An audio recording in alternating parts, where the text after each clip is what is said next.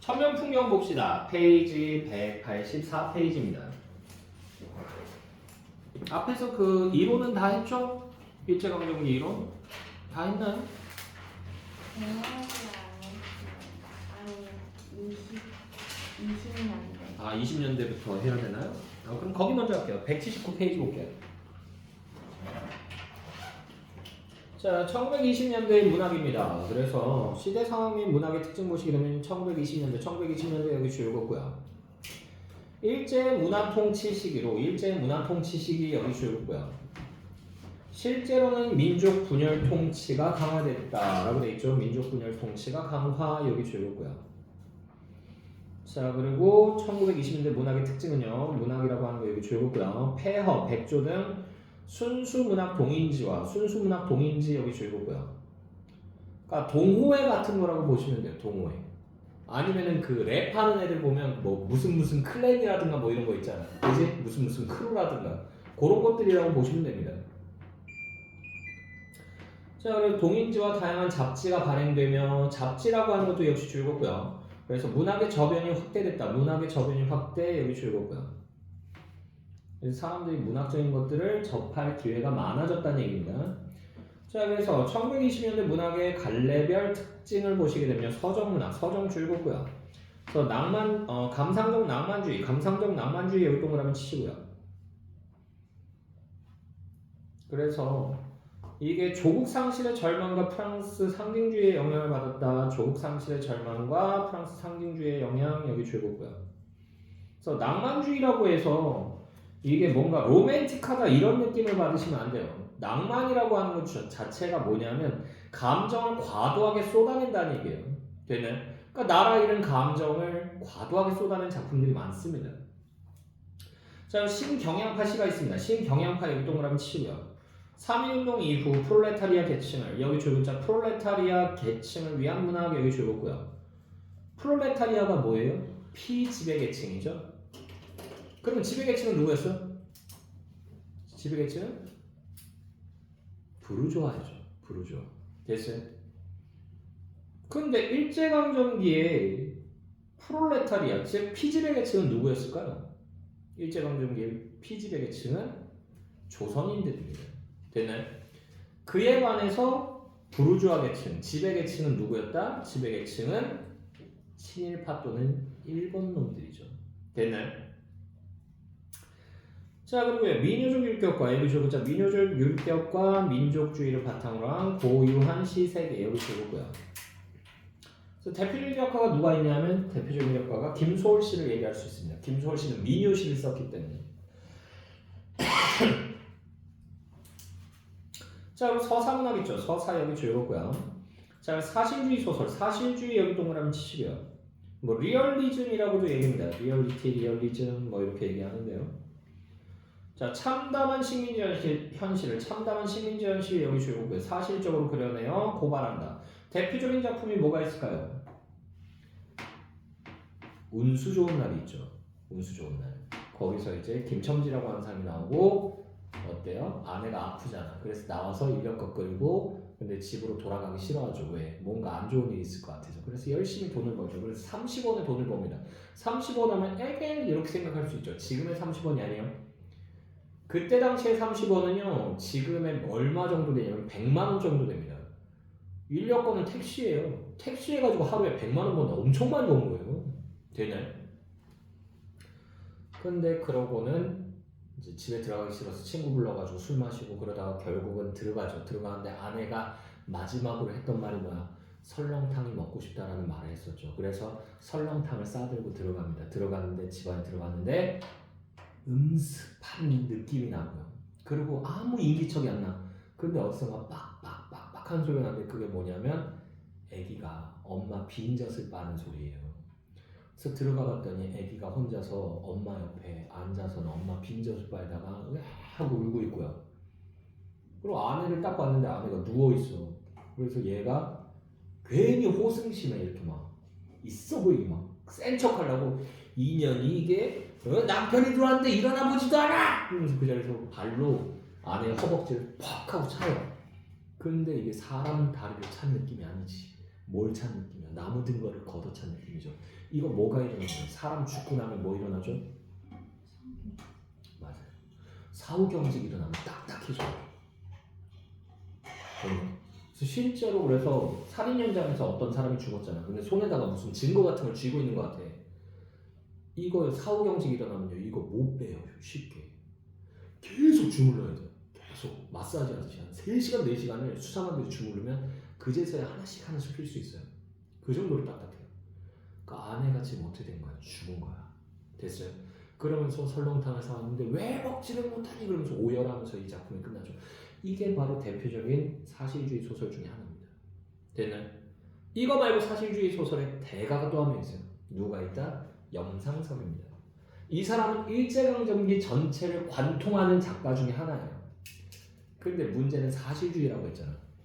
다큐멘터리 보는 기분이에요. 재미가 없어요. 솔직하게 얘기할게. 재미가 없어요. 너무 재미없어요.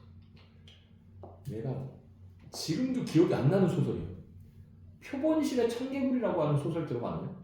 들어봤어? 전멸. 나는 읽었어, 분명히. 고등학교 때 읽었어요. 그 필독 도서 중에 하나였기 때문에 읽었는데도 기억이 안 나. 그냥 포르말린에 개구리가 담겨있다, 뭐 그 내용이 나오는데 그거 하나밖에 기억이 안 나요. 그러니까 표본실 뭐야? 기억이 안 나네. 근데 아마도 제가 얼핏 기억하기로는 그게 일제강점기에 무기력하게 지내는 박제되어버린 지식인들의 모습, 그런 것들을 나타내는 걸로 제가 알고 있습니다. 되나요? 가까운 시간에 한번 읽어볼게. 같이 도전해볼게. 그 자신 없는데. 자, 계속 보시면요. 그리고 낭만주의 소설 있죠? 낭만주의 여기 동그라미 치시면 여기서의 낭만주의 소설 같은 경우는 이건 아름다움을 추구하는 겁니다. 그래서 아름다움을 최고 가치로 여기는 유미주의를 추구했다. 유미주의 추구 여기 주었고요. 되나요? 그래서 대표적인 작가가 뭐 이효석 같은 사람 얘기할 수 있죠. 이효석의 메밀꽃 필 무렵. 되나요? 그 소설을 보게 되면 거기서 메밀밭, 달이 떠 있는데 하얀 메밀꽃이 펴 있는 메밀밭의 모습을 묘사하는 장면인데 아주 아름답게 묘사하죠. 그런 것들이 이제 유미주의예요. 되나요? 자, 그리고요, 경향소설 여기 동그라미 치고요. 신경영파하고 연결이 되겠죠. 그래서 이게 사회주의 문학이에요. 그래서 궁핍한 농민과 도시 노동자를 소재에 여기 주고요. 됐나요? 자, 극문학 있습니다. 극이라고 하는 거 여기 주고요. 자유연애 여기 주고자 자유연애, 여권신장, 사회적 부조리 여기 주고요. 여권신장이 뭐예요? 여성의 권리를 더 높여주자라는 운동 같은 걸 했다는 얘기야. 됐어요? 됐니? 자유연애는 진짜로 자기 마음대로 연애한다고. 왜 옛날에는 부모가 결혼하라 그러면 결혼했어야 되거든.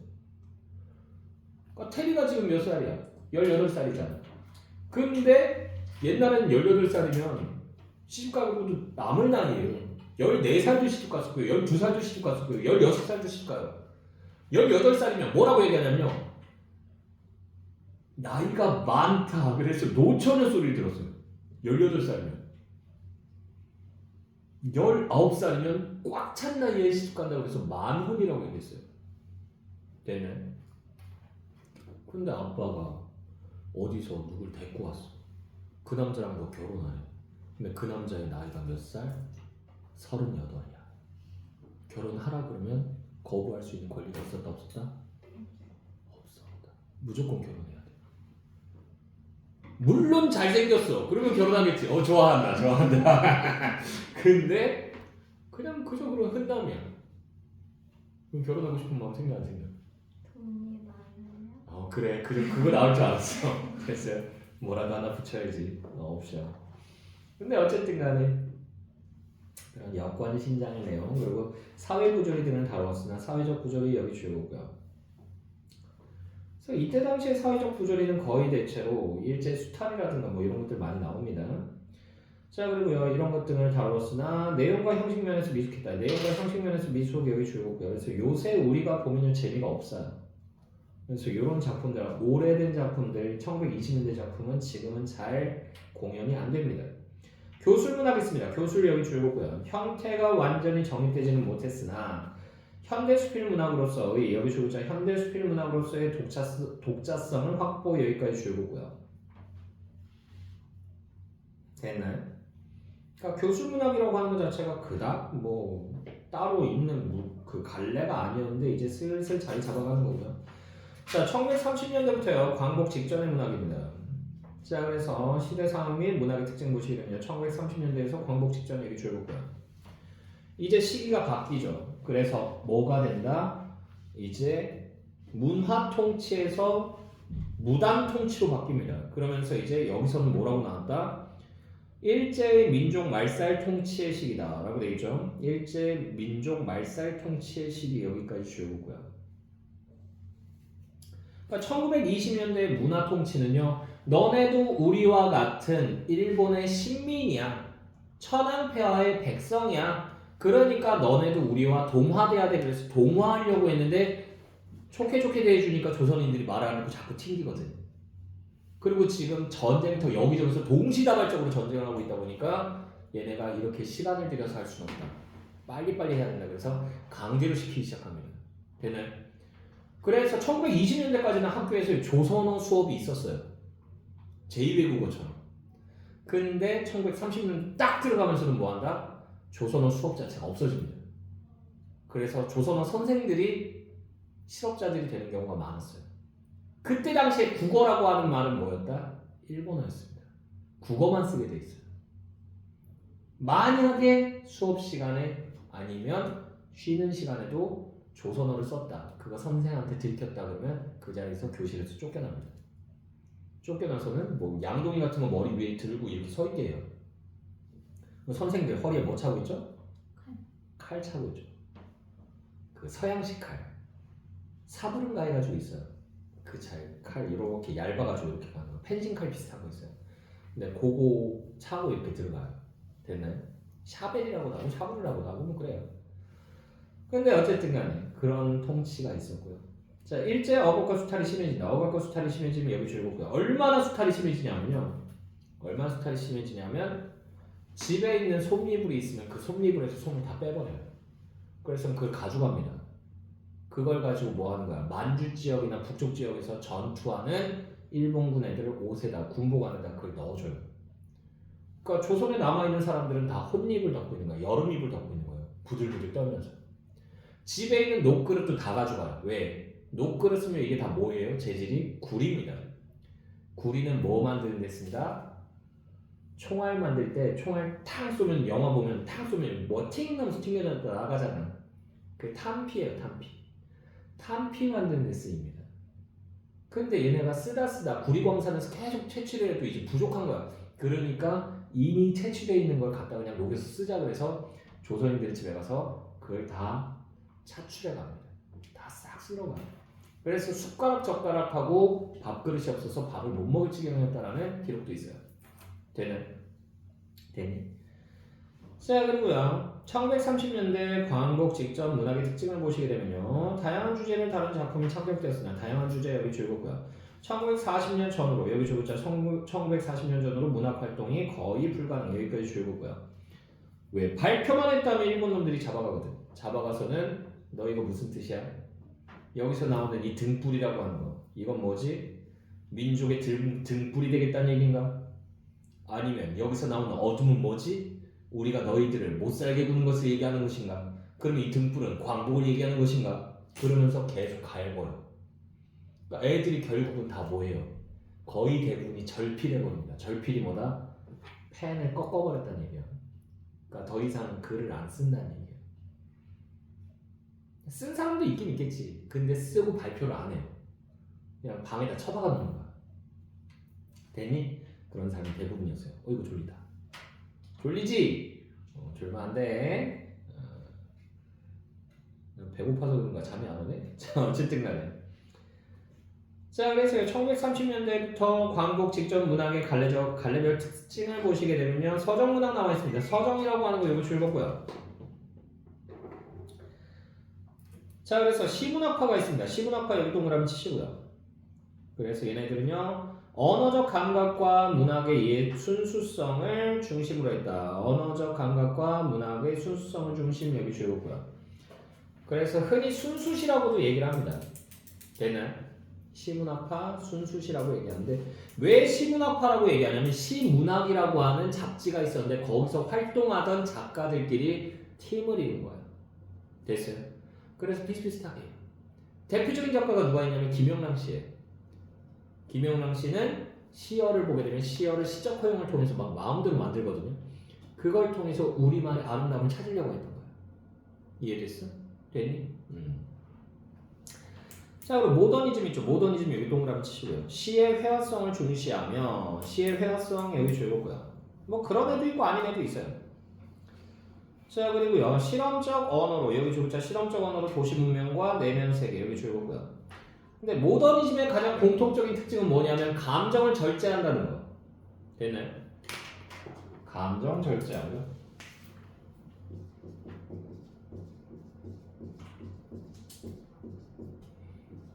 감각적 표현 많이 사용합니다. 감각적 표현.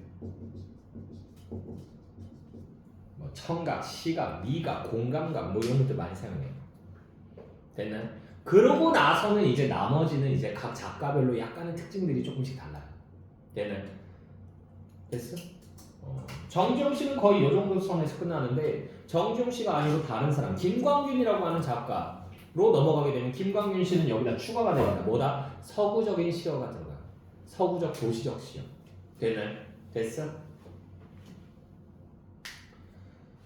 자, 그리고 생명파 있죠. 생명파 여기 동그라미 치고요. 생명파는 2명 정도 꼽을 수 있습니다.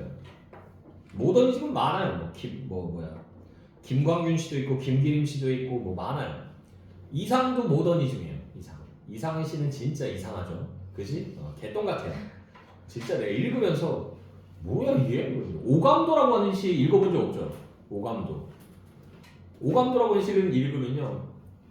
첫 번째 아이가 무섭다고요. 두 번째 아이가 무섭다고요. 세 번째 아이가 무섭다고요. 네 번째 아이가 무섭다고요. 다섯 번째 아이가 무섭다고요. 12번째 아이까지 와요.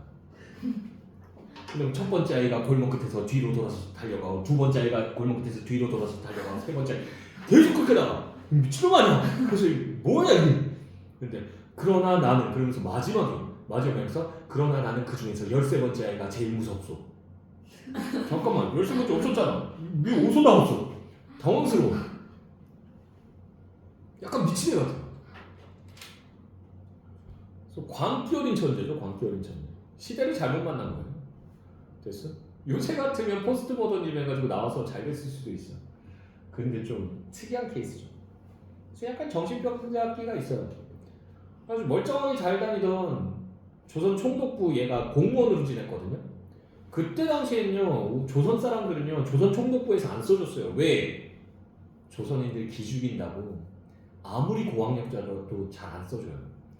근데 이상이 경성대학교 나왔거든. 경성대학교 지금 어디예요? 서울대예요. 그리고 얘는요 시하고 전혀 상관없는 애예요. 건축학과예요. 건축학도예요. 근데 건축학과를 나왔는데 나와서는 얘가 바로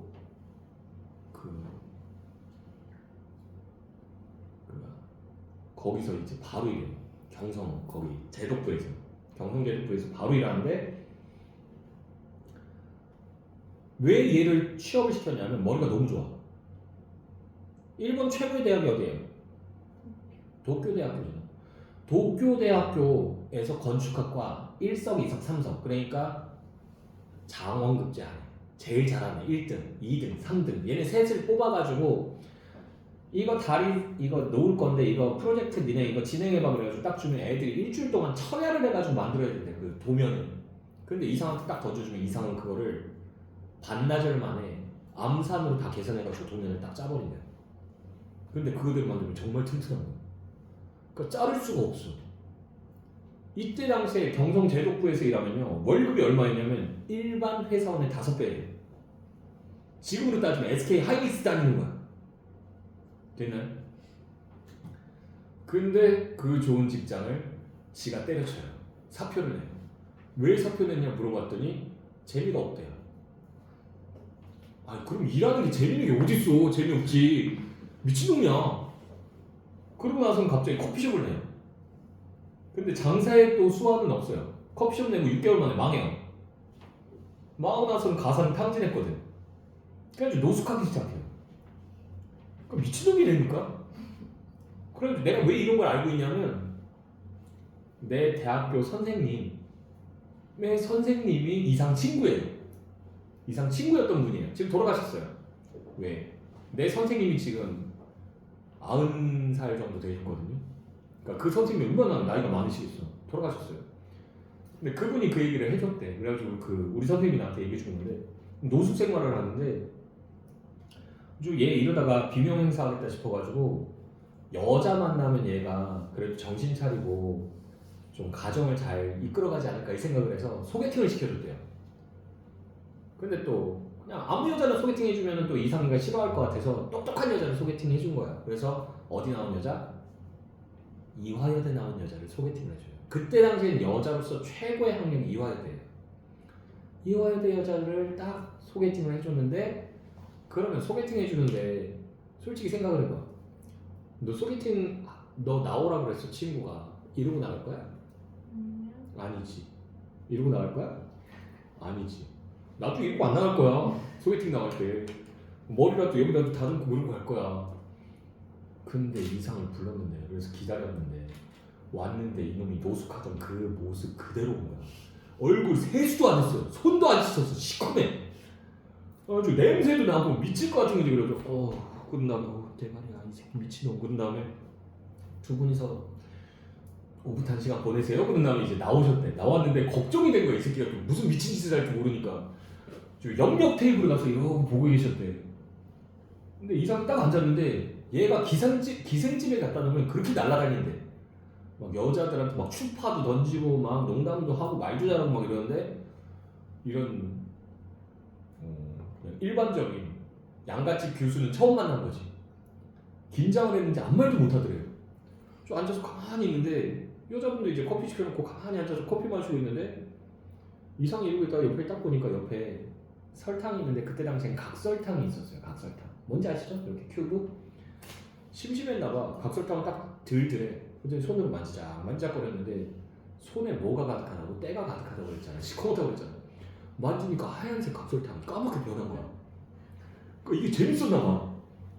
딱 내려놓더니 여기 이만큼 쌓여있었거든. 그거를 계속 만진 거야. 까만색으로 계속 만들어요. 그러다 그걸로 피라미드를 쌓더래. 저 미친 새끼 저거 뭐 하는 거야? 그런데 피라미드를 쌓더래. 싹 쌓더래. 다 쌓고 나서는 각설탕이 다 떨어진 걸 딱 보더니 씩 웃더니 만족감을 느꼈나 봐. 벌떡 일어나더니 가시죠. 그래도 저벅저벅 걸어 나가더래. 미친 새끼 망했다 이 생각을 하고 있었는데 근데 그게 너무 불쌍해 보였나 봐. 그 여자분이 모성 본능이 발동을 한 거죠. 뭐 어디서 스위치가 들어왔는지 모르겠어. 깜빡이가 안 켜고 확 들어와요. 그래가지고는 원래는 일본 유학이 계획돼 있던 분이에요. 일본 유학은 취소합니다. 취소하고는 이상하고 결혼을 했어요. 그럼 이거 정신 차려야 되잖아. 내가 생또라이라고 그랬잖아. 결혼한 지 1년도 안 돼서요. 바람나서 기생하고 도망갔어요.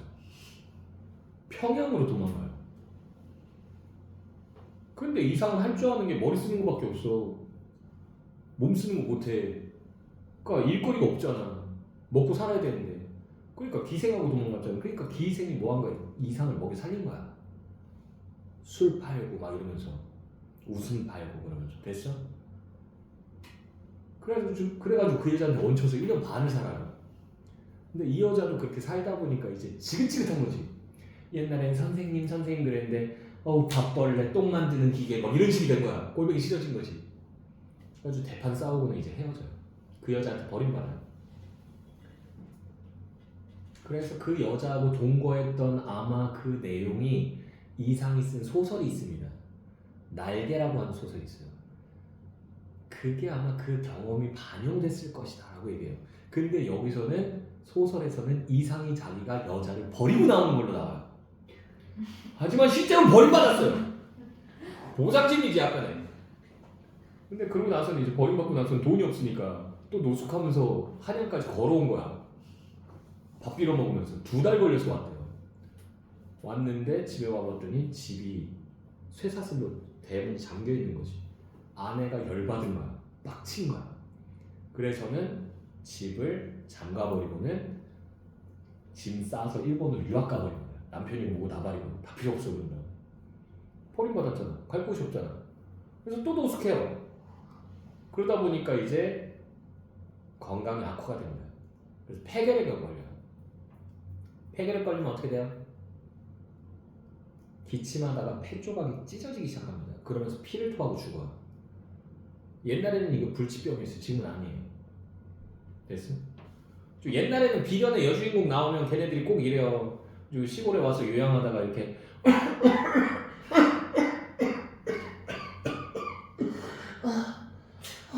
어머 피 하얀색 손수건에 피가 이렇게 있어. 어머 피 그러고 있으면 꼭 남자 주인공이 나타나고 있어요. 영숙씨 뭐 하십니까? 아무것도 아니에요. 손에 뭐죠? 아무것도 아니라고요. 잠깐 봅시다. 그래서 아이 그러면서 딱 보여주면 피가 아니 영숙씨 피 죄송해요. 저 사실 폐결핵 이런 게 나온다고. 근데 난 항상 그런 장면 보면서 이해가 안 되는 게 그거 티내기 싫으면 빨간색 손수건 갖고 다니면 되잖아. 맞잖아. 오씨 티가 안 나네. 영숙씨 그건 뭔가요? 아무것도 아니에요. 아무것도 아니군요. 이러면서 지나갈 거 아니야. 나 이게 이해가 안 되더라고. 근데 어쨌든 그래서 이상이 폐결핵에 걸려서요. 그래서 죽게 되는데 죽기 전에 친하게 지냈던 그 작가들이 있어요. 그래서 그 9명이 뭉쳐가지고 모임을 만드는데 그래서 구인회예요. 구인회. 아주 단순하죠. 9명. 그 중에 한 명이 누구냐 하면 김유정입니다. 김유정이 누구예요? 봄봄이랑 동백꽃 쓴 사람이잖아. 동백꽃이 뭐야? 닭싸움하는 거 나오는 거잖아. 됐어? 그래서 김유정한테 편지를 써서는 김형, 내 몸이 너무 안 좋소. 이렇게 비루하게 이 세상을 사느니 우리 같이 이 세상을 화려하게 뜹시다. 우리 같이 자살합시다. 이렇게 얘기해요. 근데 김유정은 뭐가 있었냐면 여성 편견이 있어요. 여성 편견이 뭐냐면 여자 좋아하는 거. 지금 말로 따지면 여미새예요. 여미새, 여자 환장하는 애예요. 그런데 그래서 김유정이 오 싫어, 난 남자 싫은데? 그러면서 거절해요. 근데 그래놓고 나서 김유정이 먼저 죽어요. 김유정도 폐결핵이 있었고요. 근데 이상은 폐결핵만 있었잖아. 피를 입으로만 쏟았다고. 김유정은 더 심했어요. 폐결핵에다가 악성 치질이 있었어요. 그러니까 피를 이렇게 쏟은 거예요. 팍! 과가 출려서 죽어요. 먼저 죽었어요. 그러고 나서 이상이 죽었어요. 걔는 어쨌든 그래서 둘 다 30대기 전에 죽었기 때문에 요절의 기준을 세워준 두 사람이에요. 그래서 우리나라에서 요절했다라고 얘기하려면 30살 이전, 30살 이후면 늙어 죽은 거예요. 아시겠죠? 네. 뭐 얘기하다 여기까지 왔지? 그래요. 자, 생명파에서 나와 있는데 생명파는요. 자, 인간의 생명과 삶의 본질적 문제라고 되어 있죠. 인간의 생명과 삶의 본질적 문제 여기 줄거고요. 요거 따지는 작가 2명 꼽을 수 있습니다. 그래서 유치환이라고 하는 작가고요. 유치환의 깃발. 굉장히 유명한 작품이고요. 그리고 유치환하고 또 하나가 누구냐면 저는 별로 안 좋아하는 사람이에요. 누구냐면 서정주 씨입니다. 서정주. 문학사에서는 굉장히 큰 획을 그은 사람이 맞아요. 왜? 이 사람이 추천해가지고 시인으로 등단한 사람들이 굉장히 많아요. 시인 된 사람들이 많아요. 대표적인 얘가 누가 있냐면 박목월, 박두진, 조지훈, 얘네들은 그 청록파라고 하죠. 얘네들 셋을 다 등단시킨 사람이 누구다? 서정주예요. 됐나요? 그거 말고도 수두룩해요. 근데 왜 싫어하냐면 이 사람 친일파입니다. 친일파에다가 전두환한테 영원히 우리나라를 다스려달라는 말도 안 되는 시를 써서 바친 놈이에요. 그래서 제가 싫어해요. 길게 얘기하면 너무 욕을 하는 것 같아서 일단 넘어가고 나중에 서정주 나오면 제가 아주 낱낱이 제가 까발려드릴게요. 싫어하기 때문에 연구를 더 많이 했어요. 저는 그런 게 약간 있어요. 싫어하면 막 연구해요. 어떻게 하면 저 싫어하는 것으로부터 벗어날까? 모기에 대해서 굉장히 잘 알아요. 모기 잘 물리는 분? 모기 잘 물려요? 다들 강철 피부로 가셨어? 난 더럽게 잘 물리더라고. 저번에 한번 베트남 갔는데 우리 가족 4명 갔는데 아무도 안 물렸어. 넷이 나란히 있었는데 야외에 나만 물어. 나만 옷 뚫고 물어. 등짝이 막 다 물렸어요. 잠깐 30분 나가 있었는데 15번 물렸어요. 모기를 끌어들이는 인간입니다. 그래서 모기 싫어해요. 모기의 습성에 대해서 굉장히 잘 알아요. 그래서 서정주 싫어해요. 서정주에 대해서 잘 알아요. 자, 그리고 저항의식을 담은 시 있죠. 저항의식 여기 줄거고요. 동그라미 치자. 자, 그래서 일제 탄압에 굴하지 않고 지식인으로서의 양심, 지식인으로서의 양심 여기 줄거고요. 대표적인 시인이 누구다? 윤동주. 하고 저항시 한 명 더 있죠. 누구? 이육사. 됐어요? 윤동주하고 이육사. 이 두 사람이라고 보시면 됩니다. 자, 그리고 민족의 전통적 의식이라고 되어 있죠. 민족의 전통적 의식 여기 동그라미 치시고요. 이건 조금 애매해요. 그래서 민족의 삶과 전통적 의식 여기 줄거고요. 이것을 시로 형상화했다. 그래서 그 시조 시인 중에 있어요. 시조 시인 중. 됐나요? 그래서 시조 시인들 중에 이런 시를 쓴 사람도 있습니다. 그래서 대표적인 작가가 이병기 씨라고 있는데 이 이병기 씨는 저는 그렇게 얘기해요. 이 시대가 아니지. 뭐 이 시대라고 해도 되고 최고의 로맨티스트 중에 하나입니다. 최고의 로맨티스트 중. 자지 마요. 그 일화는 나중에 얘기 드릴게요. 자, 청록파의 시. 청록파 요 동그라미 치시고요. 향토적 소재 여기 줄거고요. 이걸 통해 자연적인 이상세계 여기 줄거고요. 근데 좀 더 면밀히 들여다보면 이 사람들이 추구하는 바가 조금씩 달라요. 근데 그것도 역시 나중에 디테일하게 해드리고요. 서사문학, 서사 여기 줄거고요. 자, 그래서 모더니즘 소설이 있습니다. 모더니즘 여기 동그라미 치시고요. 도시문명과 현대인의 의식 여기 줄거고요. 이것을 감각적 기법으로 표현했는데 대표적인 작가가 아까 얘기했던 이상은 소설이 딱 하나밖에 없어요. 날개. 근데 그것도 해석의 여지가 굉장히 분분합니다. 걔는 학자마다 달라요. 마지막 엔딩 부분도.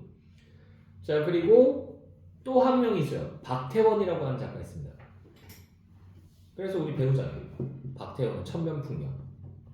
되는 천면풍경에서 가장 눈에 띄는 게 이제 카메라 아이 기법. 그 카메라의 눈 기법이라고 요새 나오더라고.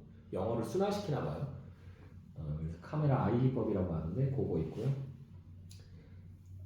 그래서 천면풍경도 있고 박태원 씨 같은 경우는 소설가 구보시의 일도 있습니다. 소설가 구보시의 일 같은 경우는 수능에 나왔었어요. 되는 그렇기 때문에 무시하고 갈 수 있는 작품이 아닙니다. 이해됐나요? 요번에 고3들 어디에도 수능 연계교재에도 소설가 구보시의 일이 나옵니다. 됐어요? 그래서 모더니즘 소설, 고현학적 기법 뭐 이런 것들 좀 의미 있는 것들이 있기 때문에 나올 가능성도 있고요. 자, 농촌 소설, 농촌 동그라미 치고요. 농촌을 소재로 하거나 농촌을 소재 여기 줄거고요. 농촌 계몽 이야기입니다. 농촌 계몽 여기 줄거고요. 대표적인 게 신훈의 상록수라고 하는 소설이 있어요. 거기서 보면 최영신이라고 하는 여자가 나와요. 최영신. 근데 이 여자는 신훈이라고 하는 사람이 소설을 쓰기 전에 신문을 봤는데 거기에 최용신이라고 하는 여자가 나와요. 뭔가 되게 세 보이죠? 드래곤가 뭐 이런 느낌이잖아. 최용신이라고 하는 여자가 나오는데 이 여자가 실제로 계몽운동을 하다가 죽은 거야. 그래서 그 여자를 보고 나서 뭔가 감명을 받아가지고 필 받아서 이 소설을 쓴 겁니다. 그래서는 한 최영신이라고 하는 여자가 도시에서 고등교육을 받고요. 그러고 나서는 불쌍한 백성들의 미쳤나봐 농민들, 공부 못한 농민들을 계몽시켜서 이 일제강점기에서 빨리 우리가 벗어나야 되겠다. 이런 맥락에서 이제 시작한 거야, 계몽운동을. 그래서 계몽운동을 하기 위해서 내려가서 야학당을 열고 학생들을 가르치는데 애들이 기억 니은 되게 또 몰라요. 그러니까 그걸 가르치는 거야. 근데 야학당 자리가 애들이 점점 많이 와. 이 동네 저 동네에서 다 오는 거야. 공짜로 가르쳐준다고 그러니까. 그래서 처음에는 조그마한 헛간당 같은 데서 했다가 점점 커져가지고 예배당을 빌려서 해요. 그래서 한 120명, 130명 막 이렇게 모여서 한다고. 근데 일제 입장에서는요, 그렇게 애들 공부를 많이 시켜놓으면 자기네들이 다쓸 때 편해? 아니면 안 편해? 안 편하죠. 애들이 똑똑해지면 불편하잖아. 됐어요? 그래서 그 야학당을 문을 닫게 한다. 닫을래? 아니면 인원수 제한할래? 그러니까 핑계는 이렇게 되는 거야. 그냥 무조건 닫게 하면은 조선인들의 반발이 있을 수 있으니까 예배당 건물이 너무 낡아서 120명, 130명 들어오면 무너질 수 있으니까 80명까지만 받아라. 요렇게 제한을 해요. 그러면서 점점 이제 제한을 하겠죠. 근데 최영신 입장에서는 배우겠다고 온 애들을 쫓아낼 수가 없잖아. 그잖아. 그래가지고 얘가 어쩔 수 없이 울며 겨자 먹기로 예배당이 이렇게 있으면 예배당 바닥에다가 분필로 줄을 쭉 그어요. 그런 다음에 들어온 애들 순서대로 80명만 딱 앉히는 거야. 그러면 80명 넘어가면 그 바깥쪽에다 앉히는 거야. 그런 다음에 오늘부터 이 안쪽에 앉은 사람들만 수업을 해줄 거다. 그러니까 넌 가라. 그래서 애들이 선생님 저 열심히 할게요. 더 일찍 올게요. 하면서 애들 막 울고 난리가 나는데도 가라. 그런 다음에 어쩔 수 없이 이제 애들 내보내고는 칠판을 이렇게 놓고는 이제 수업을 하는데 애들 보고 이제 글씨 써놓고 따라 읽으라고 하지. 누구든지 배워라. 배우면 힘이 된다. 뭐 이런 거 써놔가지고 읽으라고 하고. 근데 읽고 있는데 그래서 심란해서 이렇게 창밖을 바라보고 있는데 창밖에 뭐가 있는 거야. 귀신. 아니고요. 뭐가 있었냐면 나무가 있는데 그 나무에 사람 열매가 맺혀 있는 거야. 이게 무슨 말이야? 쫓겨난 애들이 이 예배당 안을 보고 자기네들이 공부하겠다고 나무에 다 기어 올라간 거야. 그걸 보고 감동한 거지. 그래서 얘가 그래 누구든지 배우고자 한다면 오거라. 그래가지고 그 칠판을 조교들을 시켜서 띄어요. 띈 다음에 여기 안에 있는 애들도 볼 수 있고 창문 밖에 있는 애들도 볼 수 있는 위치에다 놓고는 애들을 가르치는 되는 그런 장면이 나옵니다. 그러다가 결국은 이 여자가 계속 일제의 그 탄압을 받아가지고 야학당이 결국 문을 닫게 되고요. 그러다가 이제 무리를 하다가 이제 몸에 무리가 와서 이제 병에 걸리게 돼요. 그래서는 결국은 죽게 됩니다. 그러면서 이제 소설이 끝이 나요. 걔는 그런 내용. 그런 게 이제 농촌 소설이라고 볼 수 있습니다. 자, 역사 소설이 있습니다. 역사 동그라미 치고요. 역사를 재조명한 여기 줄자 역사를 재조명 여기 줄고요. 소설로 일제 검열을 피해 민족 의식을 고취했다. 민족 의식 고취 여기 줄고요. 대표적인 게 이제 수능에 나왔던 작품입니다. 수능에 나왔던 화랑의 후예라고 하는 작품이 있고요. 시간 너무 많이 갔네. 자, 가족사 소설이 있습니다. 가족사 여기 동그라미 치고요. 여러 세대에 걸친 가족의 이야기를 통해 시대상을 드러낸다. 가족의 이야기를 통해 시대상 여기 줄고요. 대표적인 작품이 뭐가 있냐면 영상섭의 3대라고 하는 작품이 있어요. 거기서는 가족 3대가 나와요. 할아버지, 아버지, 이제 손자 해가지고 이렇게 되는. 해가지고 얘네들이 가치관이 다 달라요. 보수, 여기는 개화파, 여기는 신지식인. 그래가지고 얘네들 사이에 일어나는 어떤 갈등 이런 것들 얘기하는 겁니다. 자, 그리고 극문학 있죠. 극이라고 하는 거 여기 줄고요. 극, 예술, 동호회, 연구회 등의 활동으로 희곡이 크게 발전했다. 희곡이 크게 발전 여기 줄고요. 교술문학, 교술 여기 줄고요. 수필이 하나에 갈려도 독자적 영역 여기 줄고요. 자, 이렇게 됩니다. 교복 열심히 했는데 거울도 열심히 했는데. 자, 천명필 갈게요. 184페이지입니다.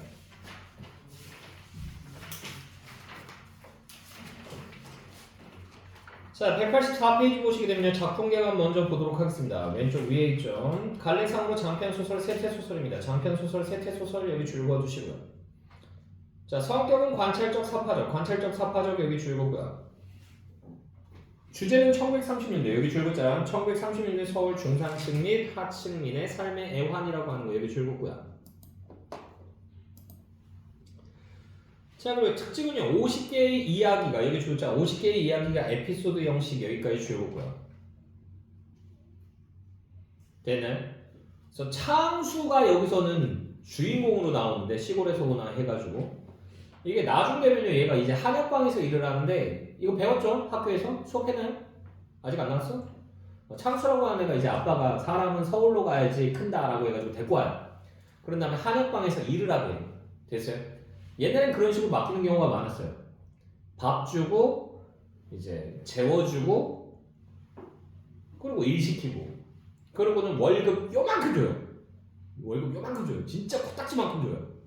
근데 그 대신에 거기서 이제 일을 배우고 견문을 넓히라는 의미에서 그런 식으로 서울 보내는 사람들이 많았어요. 되니? 근데 그래서 창수를 보내놨는데 창수가 처음에는 막 서울 생활 힘들어하고 막 두려워하고 막 이래요. 여기서 그런 장면으로 나오거든요. 그러다가 나중에 뒤로 가면요. 이제 10몇 절쯤에 이제 그 창수가 변했어요. 여기서는 한약방 주인 영감이 뭐라고 하면 애가 놀래가지고 어쩔 줄 모르고 눈물 뚝뚝 흘리고 그런 애였는데 주인 영감이 뭐라고 하면 아 제가 뭘 잘못했다고요! 이러면서 막 대들고 막 이러고요. 됐나요? 그럼 나중엔 주인 형님하고 박 터지게 싸우고 나서는 나 이딴 데 그만 줄 거야! 막 이런 소리 친구들한테 한다고. 뭘 그만둬. 계속 있지 뭘. 그러면서 얘기하는데 두고 봐! 내가 꼭 그만 두고 봐 할 테니! 그러면서 얘기한 거야. 그러더니 이제 이때 당시에 뭐가 좀 많이 열렸냐면 야시장이라고 하는 게 많이 열렸어요. 근데 야시장이 뭐 일본이나 이런 데 그런 야시장이 아니고 사람들이 쓰던 물건이나 이런 것들 가져와가지고 그걸 싼 값에 파는 거야. 중고품을. 되나요? 당근이라고 보시면 돼요. 됐어? 현장판 당근.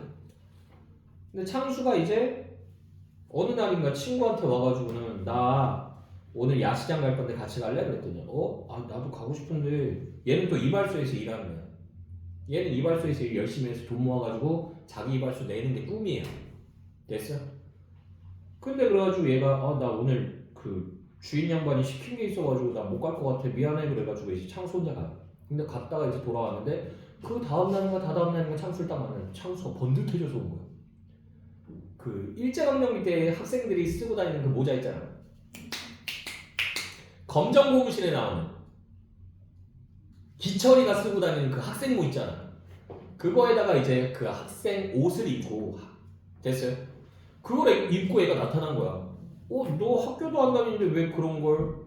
그러고는 이제 가방까지 하나 산 거야. 야씨 너 뽀대 간다 야. 나 금시계도 샀어. 그러면서 막 이렇게 자랑하는 거야. 물론 진짜 금 아니에요. 금색 시계야. 뭐 구리 같은 걸로 만들었겠지. 됐어요? 노쇠는.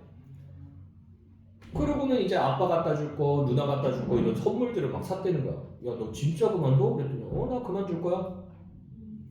좀 이따가 그러면서 시계를 딱 보더니 좀 이따 기차 시간 되면 나 그거 타고 나 시골로 내려갈 거야. 야 아쉽다 야 그러는데 이제 그러면서 이제 내가 마지막으로 한턱 쏠 테니까 가자 그래가지고 애들 데리고는 이제 아이스크림 집을 가요. 제과점 같은데. 그래가지고 거기서 빙수 같은 걸 시켜가지고 먹어. 먹는데 이제 먹다가 이제 이발소에가 근데 너 집에 들어가는데 월급 그것도 안 받고 그냥 가도 돼? 그러면서 얘기했더니 괜찮아? 그러면서 얘기하는데 띡 봤더니 이 가방 안에 뭐가 삐져나와 있어. 싹 봤더니 그게 비싼 약재 있잖아. 인삼 같은 거 막 그런 걸 애가 훔쳐가지고 나온 거야. 그러니까 여기선 순수한 모습으로 나오는데 거기 가서 애가 도시물을 먹어가지고 때가 탄 거지. 타락한 모습으로 나와. 되나요? 그런 식으로 인물들 하나하나를 이렇게 치고 들어가요. 되나요? 됐어? 그렇게 해서 50개의 에피소드로 되어 있어요. 선생님 다 읽어보셨어요? 대강은 내용 다 알아요. 대강은. 근데 그걸 지금 얘기하면 여러분들 다 푹 잘 거예요. 됐어? 자 그래서 천년풍경 50 잠깐만 여기까지만 하고 작품회관만 하고 잠깐 쉴게요. 자 그래서 50개의 이야기가 에피소드 형식 줄거죠. 그리고 카메라의 눈 기법과 같은 카메라의 눈 기법 여기 줄거고요. 영화적 기법 여기 줄거고요. 이것이 사용됐다. 자 잠깐 쉬었다 갈게.